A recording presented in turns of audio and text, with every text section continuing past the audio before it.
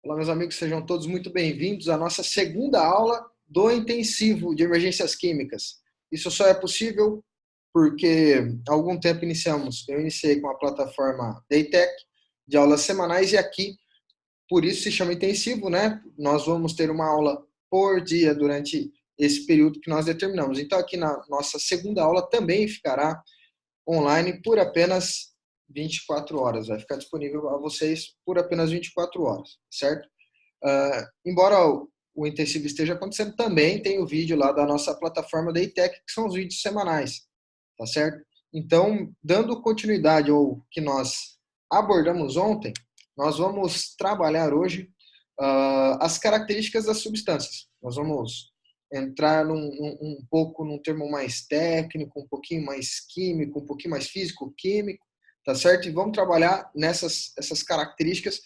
Por quê? Porque elas fazem total diferença durante o atendimento a emergências que vão envolver produtos químicos, produtos perigosos, porque elas estão relacionadas com as estruturas das moléculas, estão relacionadas com as reatividades, elas estão relacionadas com uma série de fatores. Então, isso é muito importante que a gente tenha na cabeça. Então, nós vamos trabalhar as características das substâncias. E primeiro detalhe que a gente vai trabalhar é o estado da matéria, se sólido, líquido ou gasoso. Porque veja só, a gente viu na aula anterior o tipo de recipiente ele já lhe dá algumas informações sobre o produto que ali está. Agora vamos pensar assim, a nível de controle de derramamentos de produtos químicos. É mais fácil a gente controlar um derramamento de sólido em relação ao de líquido ou um de líquido em relação ao de gás? Ou de gás em relação ao sólido? Obviamente que controle de emergência nós não estamos levando em consideração a toxicidade de substâncias e uma série de coisas, mas para fins de controle é muito mais fácil a gente controlar um sólido, juntar um sólido, recolher um sólido do que um líquido, que ele pode ser miscível ou não, tá? E por sua vez também é muito mais fácil do que o gás. Então, essas são algumas características que a gente precisa levar em consideração. Aqui eu trouxe um gráfico, tá? Esse é um gráfico de fases, eu usei aqui um gráfico de fases da água, para mostrar como a água ela muda de fase, tá? De sólida, líquida ou gasosa, né? Então é um gráfico bastante interessante para a gente conseguir dar uma olhada. Na parte inferior, no eixo X, a gente tem a temperatura no eixo Y, pressão, tá?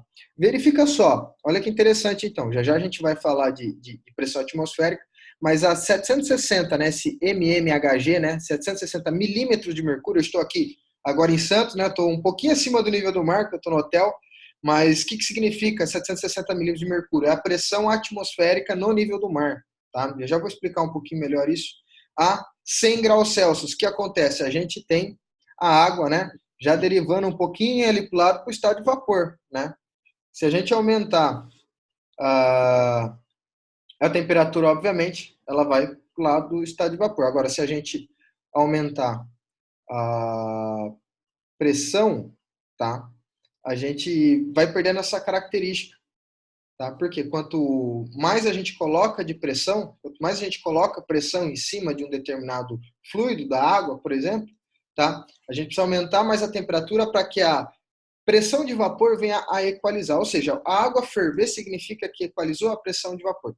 Então a gente pode ter essas características aí. Veja só que seguindo essa teoria, tá? Entende-se, tá? Existem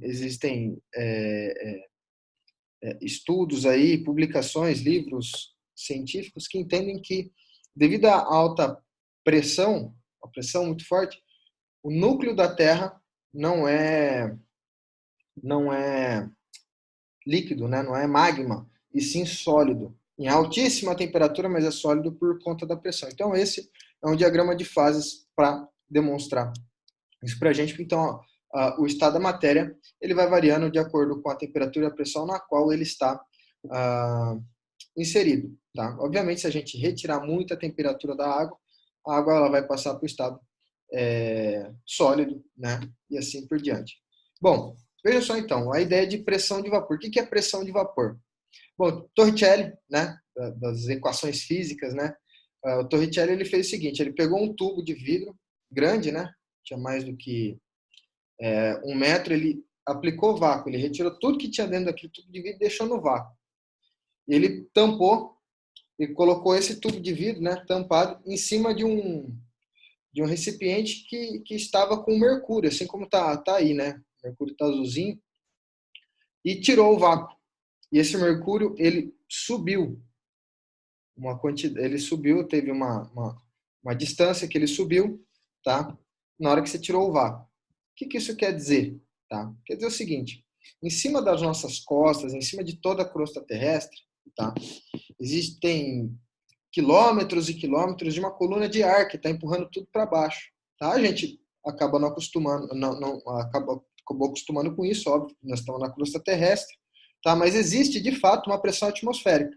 Tá? Por que é? Essa massa de ar que está sobre a gente. Então isso exerce uma pressão atmosférica. O que aconteceu com Torricelli? Então, ele criou um vácuo, desse vácuo ele colocou a parte inferior desse tubo no mercúrio, e o mercúrio subiu. Então, é como se a pressão atmosférica tivesse empurrado a parte de fora do mercúrio, né, a parte que está no prato, e a parte que estava dentro do tubo, tá, subiu até um ponto onde equalizou. Qual é o ponto de equalização? 76 centímetros de coluna de mercúrio, ou 760 milímetros de mercúrio, que equivale, no nível do mar, tá, a uma atmosfera de pressão. Tá? Então, é isso, é o experimento que Torricelli, ele conseguiu, com esse experimento, ele conseguiu demonstrar, então, essa ideia. Tá? Agora, o que isso tem a ver com a gente? Tem tudo a ver, porque a pressão de vapor, quando ela é equivalente à pressão atmosférica, ou seja, quando você tem uma pressão de vapor de 760 milímetros de mercúrio, significa o quê? Bom, na água, significa que a água vai ferver. Ela vai entrar em ebulição. Então, o que é a pressão de vapor? Pressão de vapor, tá? Quando ela equaliza com a pressão atmosférica, você tem aquele produto entrando em ebulição. Ou seja, se você pegar qualquer combustível, tá? Que a 20 graus Celsius ele tem uma pressão de vapor superior a 760 milímetros de mercúrio, isso por definição é um gás e não um vapor. Olha que interessante, tá? Então, aqui, qualquer líquido inflamável com pressão e temperatura acima do seu ponto de ebulição normal se comporta como gás liquefeito inflamável, porque ele vai transformar de fase líquida para fase gasosa, porque você tem energia na forma de calor, está causando uma certa agitação em molécula, um desprendimento das moléculas, tá? E tem toda a característica entre uma molécula e outra, a nível de repulsão eletrônica e tudo mais, tá certo?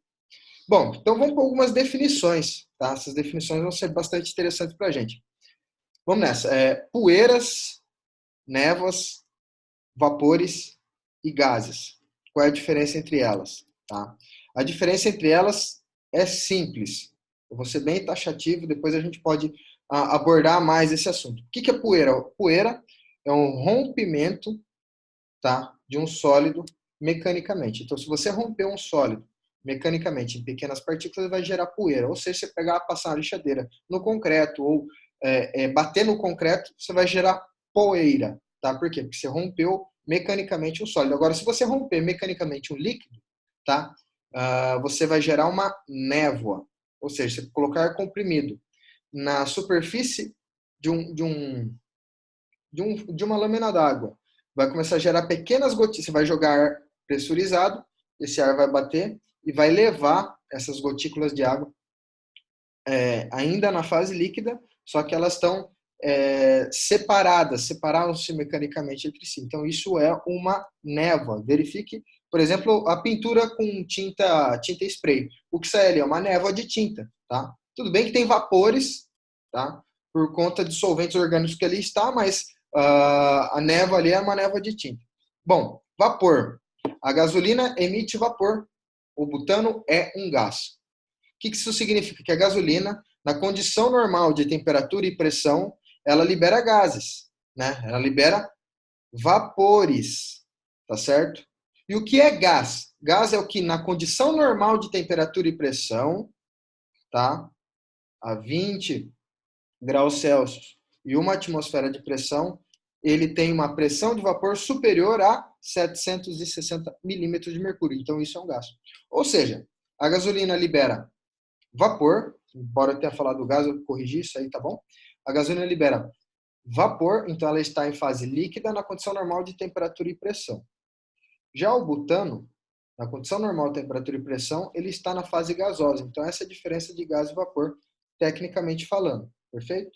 Outra característica interessante dos produtos, vamos pegar um gás. A gente pressuriza o gás, coloca dentro de um recipiente. Esse recipiente, se ele falhar, se houver um vazamento, esse gás que ele se aproximou, então as moléculas se juntaram, então deixou de ser gás, passou a ter uma fase líquida, ele está pressurizado ali, então você tem uma fase líquida, tá? E se houver uma fuga, essa fase líquida, ela vai passar para a fase gasosa. E cada produto, né, ele vai ter uma taxa de expansão. A amônia aqui, por exemplo, cada 1 litro de amônia líquida, que está sob pressão, quando ela vaza, ela vai para a atmosfera, ela gera 850 litros de amônia em fase gasosa. Tá? Por quê? Porque existe essa taxa de expansão. O mesmo serve para água, o mesmo serve para gasolina, cada produto existe um. Então, isso que é taxa de expansão. Por isso, a fuga pela parte inferior é mais complicado. Por quê? Porque vaza fase líquida, essa fase líquida ela tem uma taxa de expansão. Tá? Então, a fuga em fase líquida acaba sendo mais complicada por conta dessa expansão toda. Se vaza só fase gás, ela é menos complicada. Tá certo? Bom, enfim. O que é um gás liquefeito, então? O gás liquefeito é quando eu pego, por exemplo, o butano, que na condição normal de temperatura e pressão é um gás, como nós acabamos de definir. Eu junto ele num volume grande e vou começar a pressurizá-lo dentro de um recipiente. Obviamente, as moléculas elas ficam mais próximas, existe uma pressão maior, então obriga elas aquela repulsão eletrônica diminuir, tá? Então começa a ter uma interatividade um pouquinho maior entre si e forma-se a fase líquida, tá? E aqui eu coloquei uma ilustração, né? Uma explicação, inclusive, do boilover. Isso aqui eu retirei de um livro do Trevor Kletz. Então, a gente verifica que enquanto tem fase líquida em um reservatório, mesmo que queime em volta dele, isso a gente já viu no Daytech em aulas anteriores, tá? Mas só relembrando, você tem fase líquida. Esse líquido ele vai passar para vapor. Então, você aquece um reservatório que tem fase líquida dentro dele, que se acaba gerando um processo isovolumétrico. Você mantém o volume, aumenta a temperatura e aumenta a pressão. Enquanto tem fase líquida, acontece o quê? Existe troca gasosa, existe troca térmica e o calor não fica no casco, não fica no cilindro, não fica no corpo metálico, tá certo? O calor ele acaba sendo transferido para a fase líquida, que a fase líquida absorve esse calor, passa para a fase gasosa e aumenta a pressão, tá certo? O que acontece? Bom, se ficar por muito tempo o calor ali, a fase líquida ela vai diminuir, vai aumentar a pressão e você não tem mais essa transferência de calor. E essa transferência, e esse calor, né, a gente tem que pensar que a energia ela não vai se perder, então esse calor ele vai ficar no casco do reservatório. O casco do reservatório mais o calor torna-se mais frágil. Por sua vez, ele pode se romper, vazar para o ambiente e gerar um blive, tá certo? Depois a gente vai falar de blive, nós vamos entender o tamanho de um blive, tá? O tamanho da bola de fogo, mas por hora a gente tem essas características. E também temos, né, os gases que são criogênicos. Qual é a diferença de um gás liquefeito para um gás criogênico? Bom, o gás liquefeito, vamos pegar o butano. O butano, mesmo que a gente deixe ele em baixa temperatura, se a gente tirar a pressão, ele tende a vazar, ele vai ter ainda a pressão de vapor. O que é um gás criogênico? Bom, a gente pode pegar um nitrogênio líquido, por exemplo. Ele está a baixíssima temperatura. A gente pode abrir a tampa de um reservatório e ele continua lá, em fase líquida. Então, essa é a grande característica de um criogênico. Perfeito? Então, tá. O que mais pode fazer diferença no atendimento à emergência? Hoje a gente vai falar de monitoramento de gases, mas são os limites superiores e inferiores de explosividade. Então, qual é a definição? Limite inferior. Limite inferior de explosividade é a concentração mínima, tá, de um combustível no ambiente, na qual ele pode gerar fogo, ele pode iniciar uma reação de combustão. e o limite superior de explosividade é o limite superior onde isso pode acontecer. Então, no caso aqui, C4, né? Met, et, prop, but, butano, tá certo? No butano é de 2% a 11,5%. O que isso aí significa? Que em um volume de 100 litros, se eu tirar 11,5 litros de ar e colocar 11,5 litros de butano, eu tenho explosividade. Se eu tirar 15 litros de ar e colocar 15 litros de butano, já não tem mais explosividade porque está fora do range. Por que isso? Porque fogo é uma reação química de óxido-redução. Eu preciso ter agente oxidante, eu preciso ter agente redutor, e nós estamos falando de equilíbrio, tá certo? Então, isso para acontecer, no caso do butano, são esses os limites. Óbvio que cada produto tem o seu, isso é tabelado, você pode pesquisar em FISP, MSTS e assim por diante, tá? Outra característica importante para vocês terem na cabeça de vocês é a densidade. Aqui eu coloquei água e óleo, tá? Já fiz esse experimento, inclusive, no Daytech, mas olha que interessante. Se eu coloco um copo com uma grande quantidade de óleo e uma gota d'água, essa gota d'água ela vai para a parte inferior do óleo. Por quê? Porque ela é mais densa. Então, não estamos falando de peso, nós estamos falando de densidade. E aqui também nós estamos, eu uso o exemplo também da fumaça em incêndio estrutural, porque ela fica muito quente. Lembra, a densidade é uma relação de massa com volume. Se eu aumento o volume, eu perco densidade. E a convecção é a forma de transmissão de calor mais potente, mais eficiente, tá? Então a gente pode trabalhar a questão de densidade até mesmo aplicando a esses conceitos, tá? Outra coisa bastante interessante é o limiar de odor, ou limiar de percepção olfativa. Qual que é a definição disso? É a concentração mínima em que a grande maioria das pessoas, então a gente aqui fala de uma curva gaussiana, né, onde a gente tira os mais sensíveis e os menos sensíveis, e a gente trabalha com uma maioria da população. Então, no caso da amônia, tá? Eu trouxe aqui, acho que não está no slide, mas esse produto é amônia, tá certo? O limiar de odor é de 5,75 partes por milhão, ou seja, em 5,75 gramas em 1 tonelada, você sente o cheiro de amônia. Grama por tonelada equivale a parte por milhão, perfeito? Só para a gente ter uma noção das características aí, tá certo?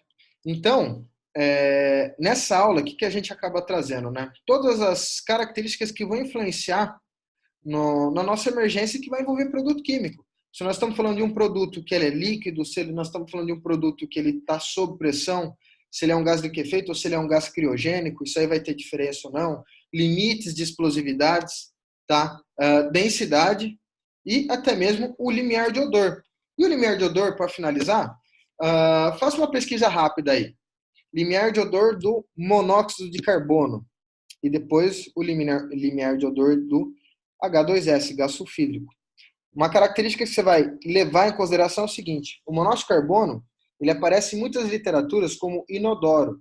A gente não sente o cheiro dele. Existem outras literaturas onde você vai pegar que a concentração para se sentir o cheiro do monóxido de carbono é muito superior a IPVS, ou seja, até você sentir o cheiro dele, você já morreu, tá certo? Então, por isso que o ser humano ele tem a característica de ser inodoro. Não sei como fizeram para descobrir o limiar de percepção olfativa, o limiar de odor do monóxido de carbono.